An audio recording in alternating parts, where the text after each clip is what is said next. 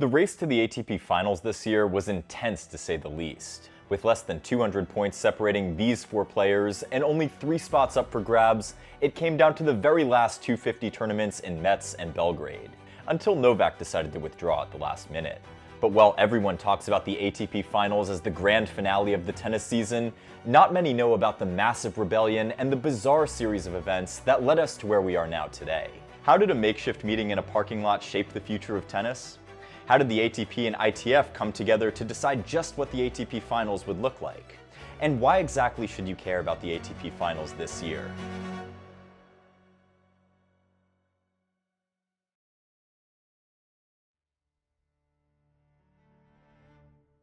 It's 1968 and it's the dawn of a new era in tennis. The Open era is here, and finally, professionals and amateurs can now compete against each other. But with this new era comes a lot of baggage. We see power struggles between the organization that had been running the show, the International Lawn Tennis Federation, and new promoters of the sport. The men's tour now has 2 rival organizations that have been established: the National Tennis League, or NTL, and the World Championship Tennis, or WCT. They're battling it out for the top players and their loyalty. After much back and forth, the WCT ultimately gets the victory and buys off the National Tennis League in 1970. However, Jack Kramer, who happened to be the best tennis player from 2 decades earlier, was taking notes because he had now become a promoter. And with the WCT growing rapidly, the ITF could use some help. So Kramer, with the help of the ITF, established the Grand Prix tennis circuit in 1970. You see, the ITF wanted full control of everything, from the tournaments and schedules all the way to the contracts. But the WCT had become so powerful that they could literally checkmate any move from the ITF. The Australian Open was part of the WCT circuit, while the French Open, Wimbledon, and the US Open were part of the Grand Prix circuit.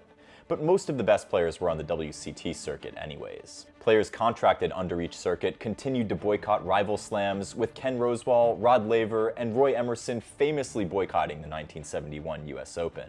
As if that wasn't enough, tennis promoter Bill Riordan, who would later become the manager of Jimmy Connors, decided to establish a 3rd professional circuit for the men called the US Indoor Circuit. Fast forward to 1972. The ITF had now had enough of the WCT's shenanigans and decided to ban contract professional players from all ITF Grand Prix tournaments, which meant that they would miss the French Open and Wimbledon. The players were also banned from using any ITF facilities too. At the end of the day, the power moves led to collateral damage for the players, promoters, and literally everyone. Following the 1972 US Open, all the players decided that they were no longer going to be puppets controlled by the powers that be, so they all agreed to form their own syndicate, an association that would give them some sense of control over their own fate. That organization became the ATP, or the Association of Tennis Professionals as we know it to be today. At first, it looked as if men's tennis finally belonged to its players, as the association had the backing of the players, but it didn't exactly turn out to be that way, as we would later find out, at least for the next decade and a half. The players still had little to no say in how the Grand Slams and Davis Cup were run. That same year in 1972, the ITF and WCT decided to cooperate for the first time in order to fix the mess that had been created. What was the plan? They decided to split the 1973 season right in the middle. January to May would be run by the WCT, while the rest of the season would be run by the Grand Prix circuit. But don't forget, we mentioned earlier that there was a 3rd circuit called the US Indoor Circuit. This meant that the WCT still had to contend with the US Indoor Circuit from January to April, and a 4th circuit called the European Spring Circuit until June. What a crazy year 1973 was. The ATP also considered creating their own circuit, but being a newly formed organization, they lacked the financial security and confidence to pull it off. So they joined the ITF to form the Men's International Professional Tennis Council, or MIPTC, composed of 3 ATP members, 3 ITF members, and 3 tournament directors, to run the men's circuit from 1974 all the way to 1989. But now, let's tie everything together and bring the ATP Finals into the picture. The ATP Finals kicked off in 1970 under the ITF and was called the Masters Grand Prix at the time. We saw the best players in the world go toe-to-toe with each other, but because the ITF and WCT had different agendas, the WCT also had its own WCT Finals, which ran alongside the Masters Grand Prix from 1971 to 1989. America's Stan Smith won the inaugural Masters Grand Prix final in 1970, beating Rod Laver en route to the title. The WCT then came up with their own year-ending final on indoor carpet the following year in 1971.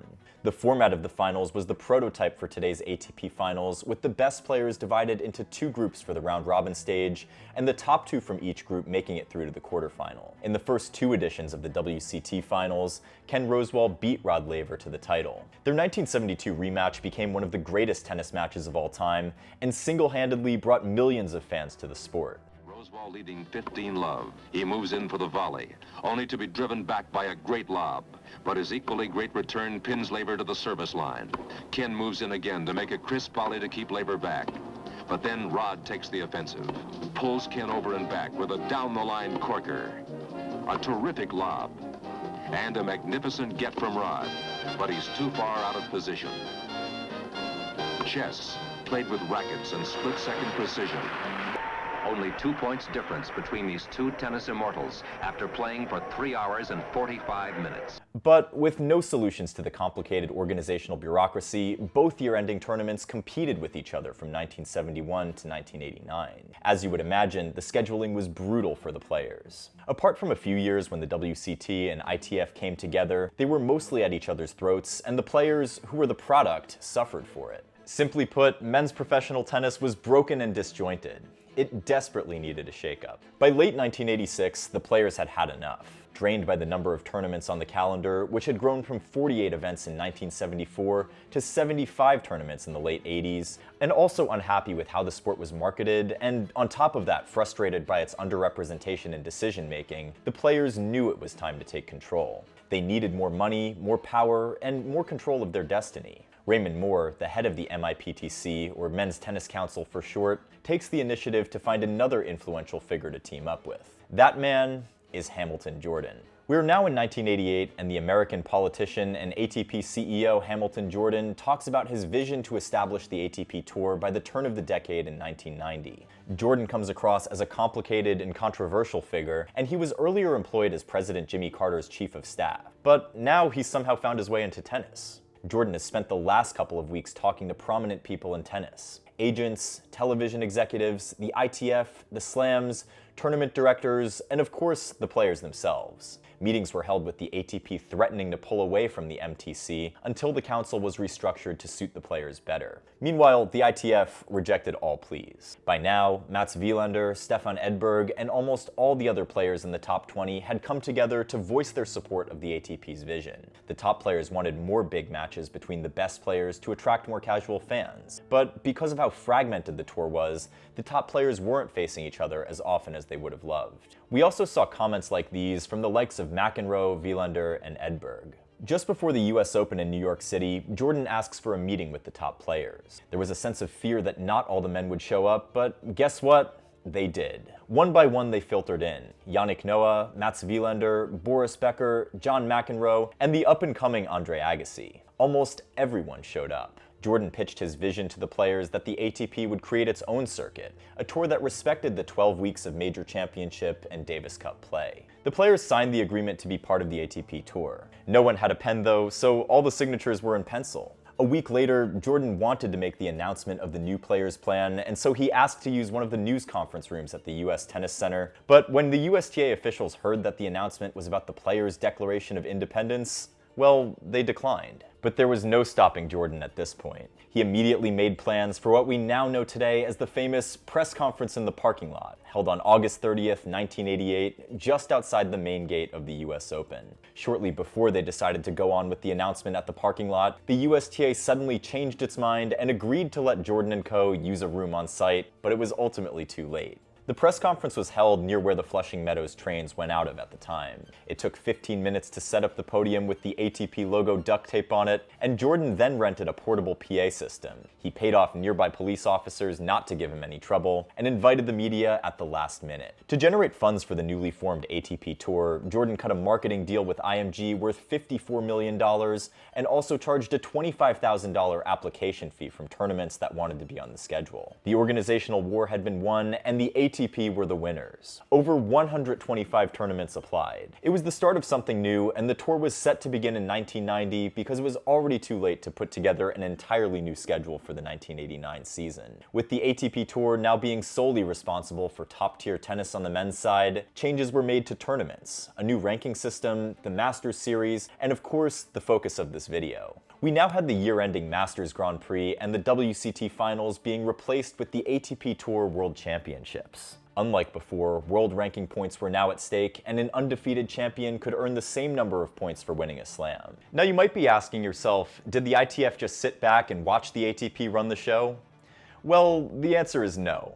Of course, the ITF continued to run the Grand Slams, but it then created a rival tournament to the ATP World Championships called the Grand Slam Cup. The Grand Slam Cup was meant for the 16 players with the best records at Grand Slams. As you would expect, the ATP didn't recognize the tournament, and players didn't receive ranking points for competing. However, the ITF made the event attractive by offering the highest prize money of any tournament in tennis, with the winner receiving $2 million.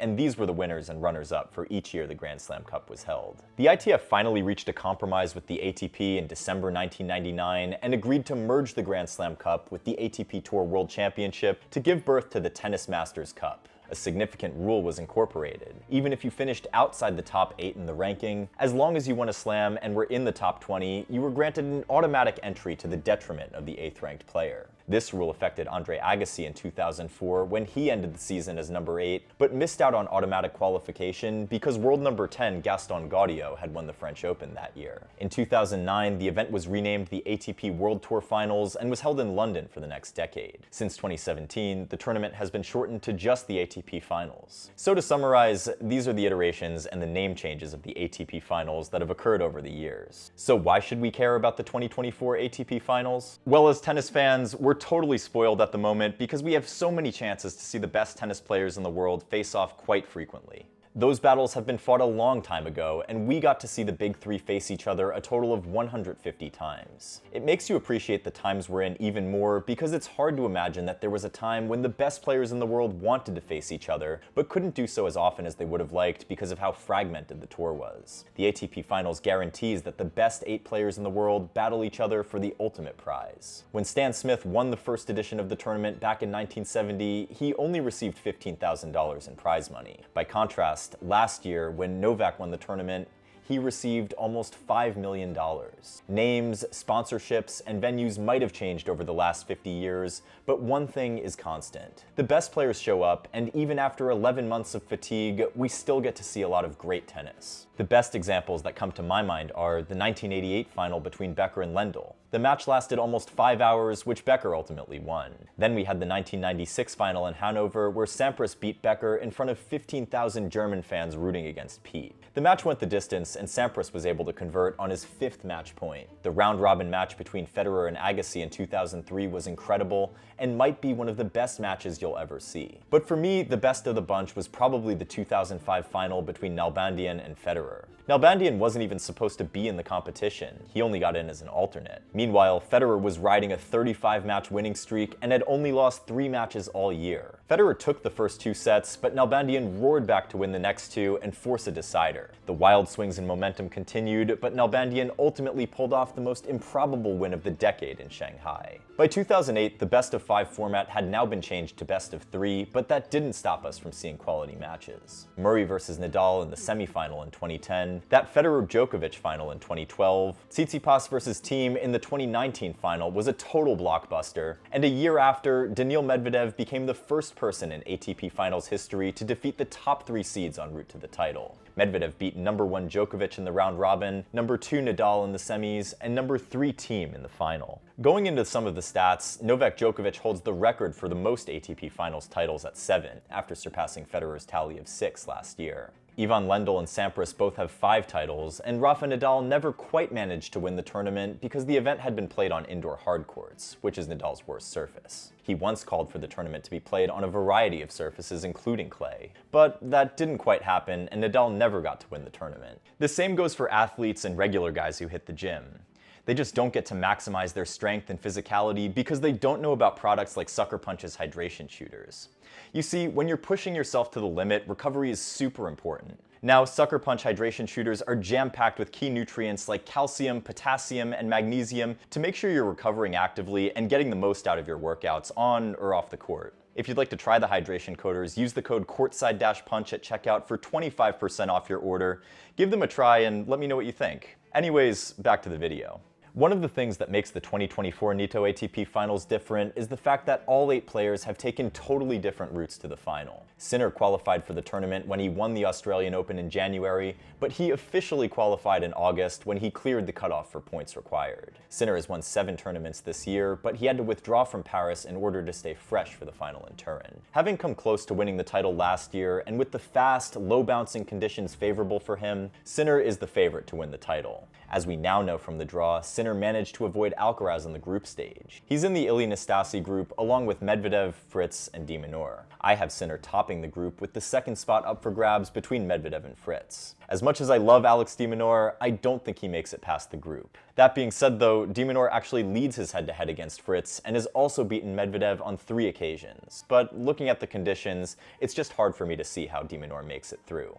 I hope I'm wrong on this one. Coming in at number 2 is Zverev. He's had an incredible season with 2 Masters 1000 titles in the bag, plus a finals appearance at Roland Garros. Zverev confirmed his qualification at the beginning of the US Open. Being a 2-time champion at the event and having played some of his best tennis here, I'll be surprised if he doesn't make the semis at least. He's also fresh off the title at the Paris Masters, and the confidence and form should likely carry over to the final tournament. Zverev is in the newcomer group along with Alcaraz, Ruud, and Rublev. It's definitely the tougher of the 2 groups, but I still reckon Zverev pulls through. He's 5-5 against Alcaraz, and their matchup is going to be the popcorn match in the group. He has the momentum and the indoor conditions favor him, so it'll be interesting to see how the Zverev-Alcaraz match unfolds. Zverev is also 3-2 against Ruud and 6-3 against Rublev, so he doesn't have a losing record against anyone else in the group.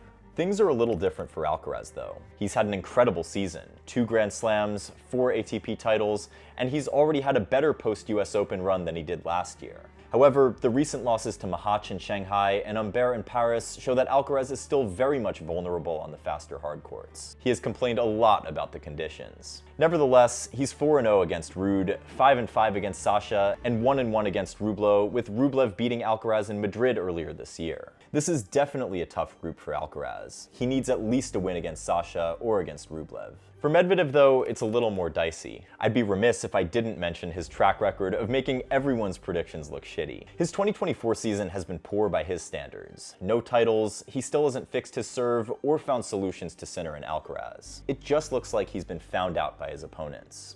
Taylor Fritz holds the number 5 spot, and it's his second appearance in 3 years. It's safe to say that Fritz has had an incredible year. He returned to the top 10, reached a Grand Slam final for the first time, and won multiple titles at Delray Beach and Eastbourne. Fritz has been one of the more consistent players on tour this year too. But recently though, he hasn't exactly been getting the most out of his serves, and his forehand cross-court exchanges seem suspect against the best. If Fritz wants to make it far, he needs to be dialed in on the serve and work more on coming behind the volleys to shorten points. Fritz has particularly matched up well against Zverev, so if he makes it past the group stage and gets to meet Sasha, a ticket to the final could be on the line. Novak made it clear that the ATP finals were no longer his priority.